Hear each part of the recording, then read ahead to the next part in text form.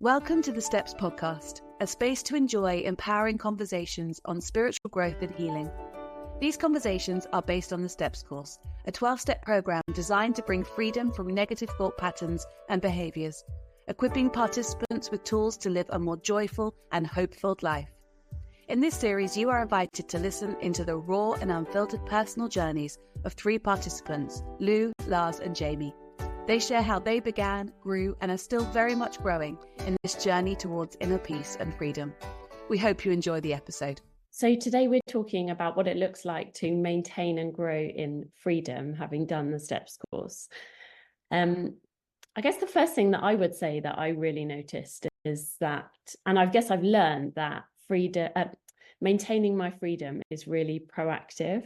The first time I did it, I think, well, I've said before, I expected to be fixed at the end of it and just go back and do my thing. And I realized how wrong I was and how it's actually so important for me to be really proactive in maintaining some of the tools and freedom that I received. And I guess we'll talk more about that as we chat. But Jamie, what would you say about kind of lessons you've learned about maintaining freedom? So the first lesson I've learned is that freedom is like living in a new land. So through the process, there's some clearing of some weeds, there's some moving of some rocks. And then I've got this new space to move into. So for me, that new space looked like, from now on, I want to be honest, I want to be clear, I want to be kind. And I've got this new invitation, this new possibility. But actually, that's not easy at first to navigate. There's the steps has brought the revelation of a replacement strategy, but now I need to adjust, I need to adapt, and I've got to learn new ways. And that doesn't always feel comfortable. Actually, it feels vulnerable, and it's going to take a lot of practice. And I think that's where you can say, oh, the steps didn't work. I still feel vulnerable. This is still hard. It's actually because I don't know how to do this. This is going to take practice. This is not necessarily initially going to be easy. So the replacement strategy or the maintaining freedom is, I just need to keep learning. I need to keep taking baby steps. I need to keep reminding myself daily when I'm in these kind of conversations, remember to be honest, remember to be clear, remember to be kind. Don't bottle it up inside. Begin to take even fumbling toddler steps. I noticed exactly the same thing. And what I realized over time is that I need to do less in other areas of my life to enable me to give the time to do some of this. Because like you say, it is walking in a new land in some ways. And I think where I came into kind of more trouble was when I was trying to do everything that I did before in terms of my lifestyle, and I wasn't giving time to some of the replacement strategies that were really helping to maintain my freedom. And so I think it's almost kind of giving the space and the time to embed some of these new practices rather than just, for me at least, expecting life to go at the pace it was going before, which can be really tempting. Lars, how about you?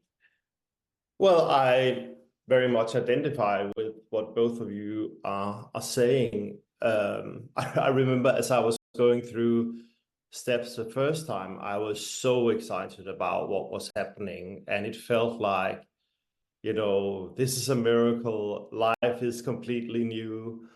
When I read some of the chapters now, I can see my own excitement in the lines because I was right there in that phase when I wrote some of it. And I can almost see the happiness of, wow, life has really changed.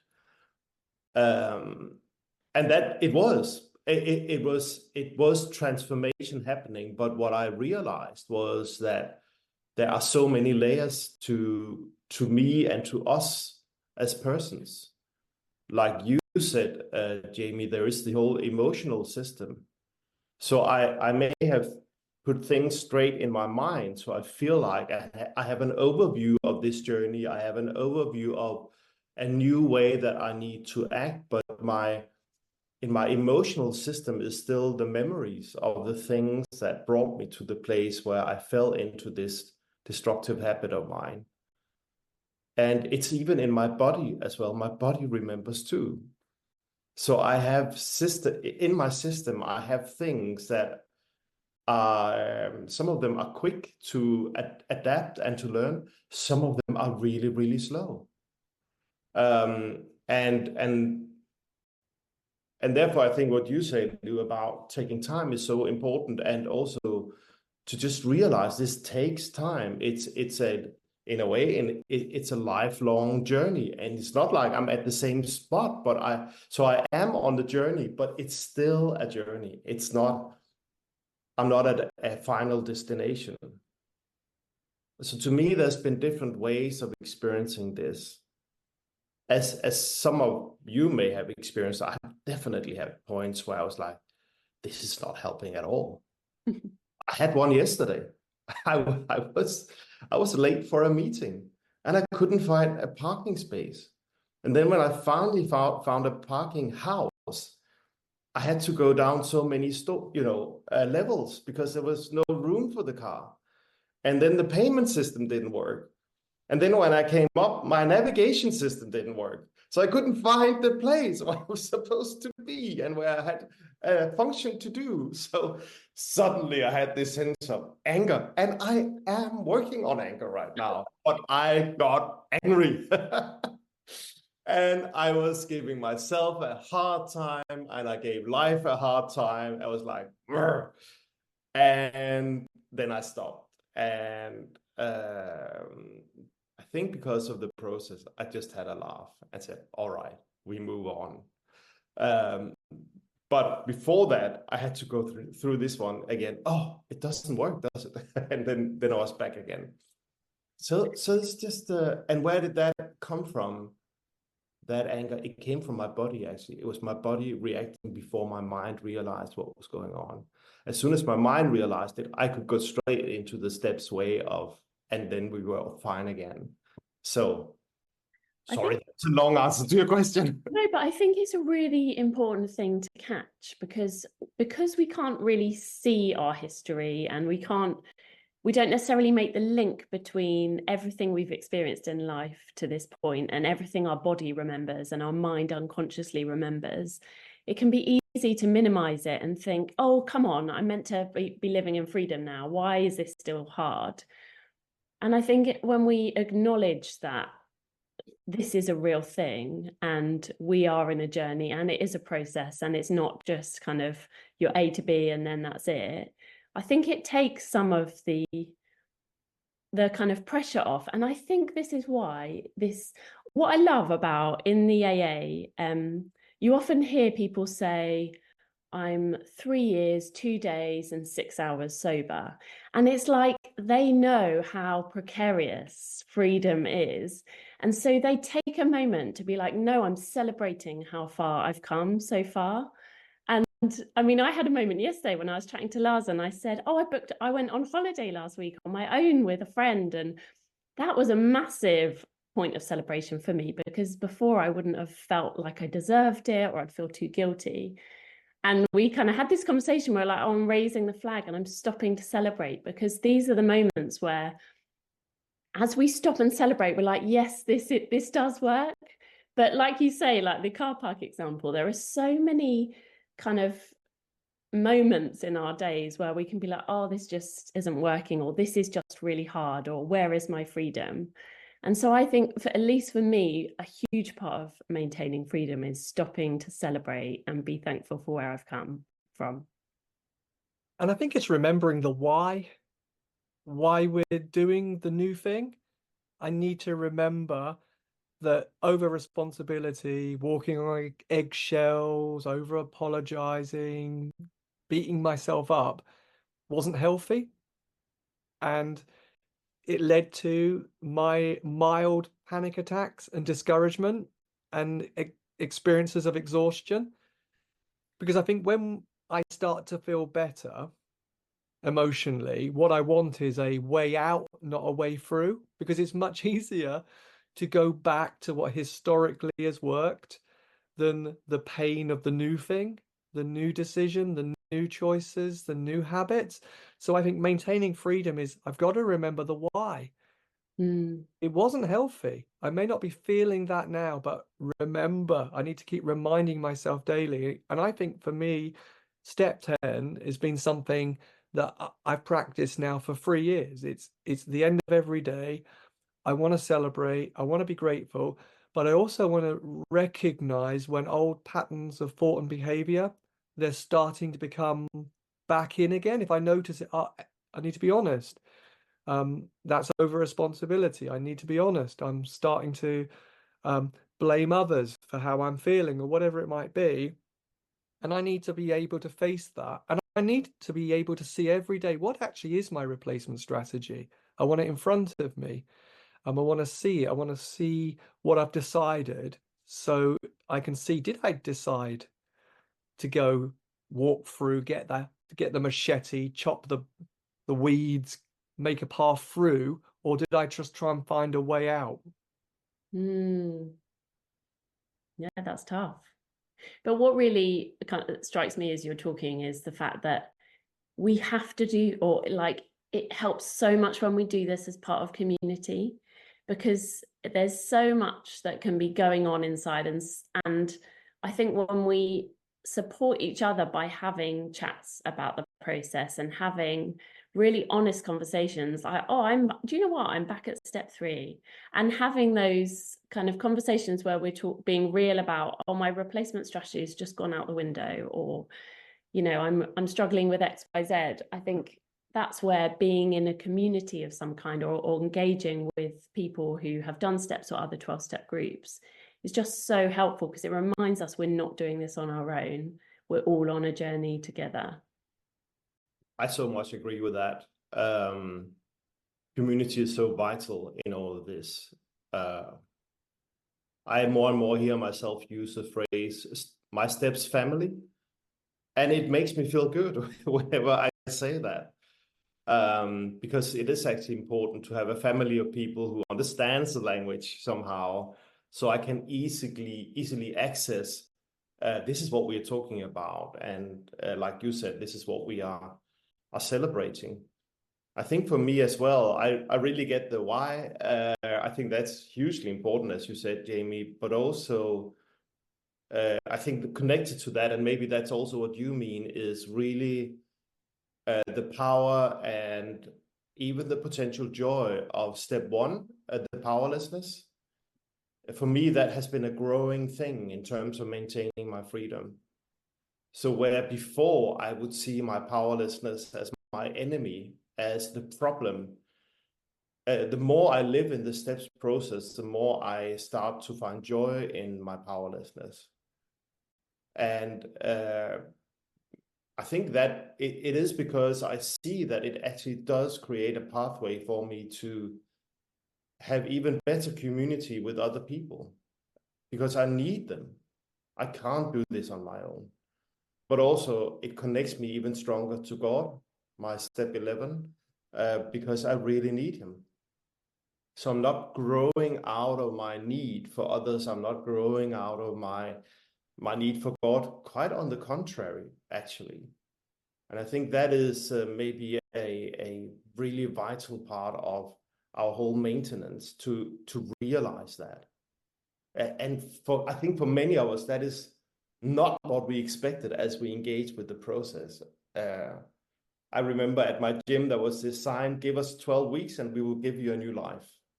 So that's quite a statement, isn't it? And I remember in the early days, I was tempted to steal it for the steps courses and do a similar thing.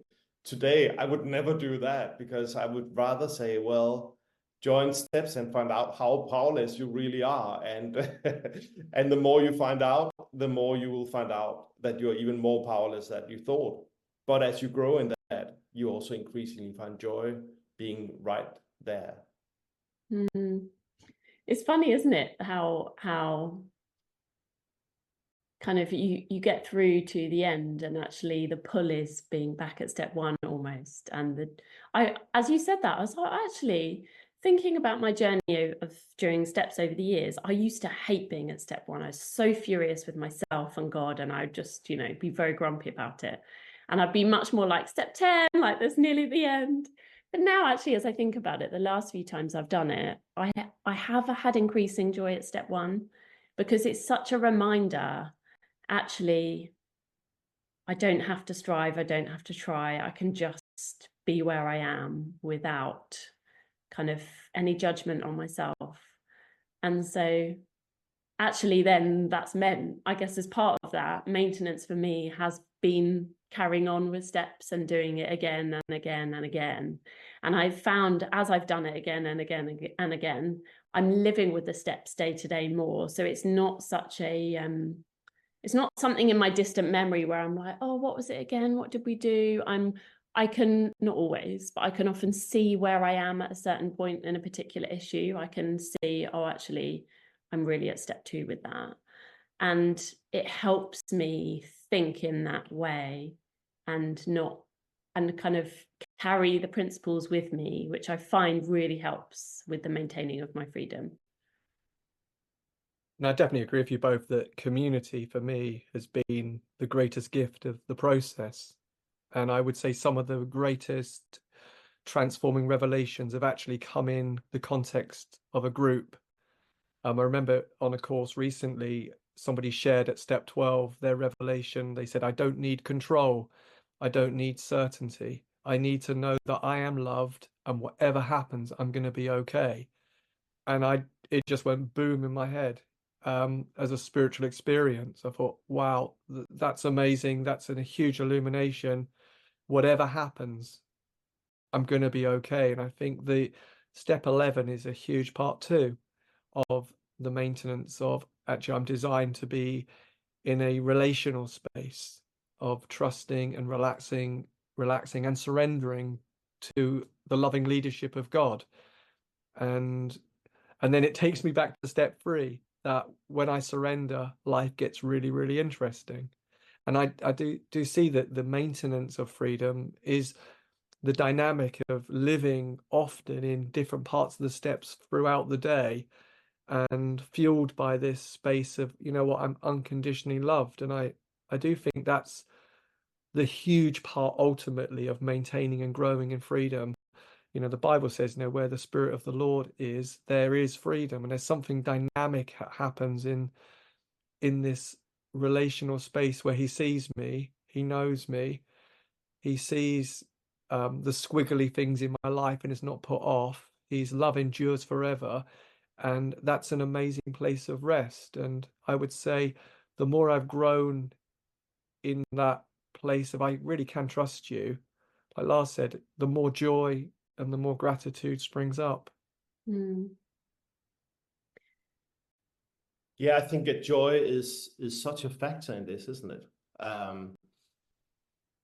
Because of course, steps can become a self-improvement program if we don't take care, which will be never-ending and quite depressing, at least in my mind. I think there is something very different to the nature of steps, which is really a joyful surrendering to the care of God and of others and myself even. But it's also, I think there's a secret of joy in there. So I would actually like to hear the both of you say a little bit about that, the joy factor in all of this. Because I think there is, I mean, one of the scriptures in the Bible is even saying that the kingdom of God consists in joy. So, and sometimes what we kind of, what we think when we think about God, theology, Bible, a church, it becomes very serious, doesn't it? And even the steps process can become maybe too serious. There's this huge problem, it needs to be fixed. So where's joy in all of that? So maybe we should find a way to talk about, not today, but how on earth do we have joy as a companion throughout the whole process, from start to the ongoing process and in the maintenance of it?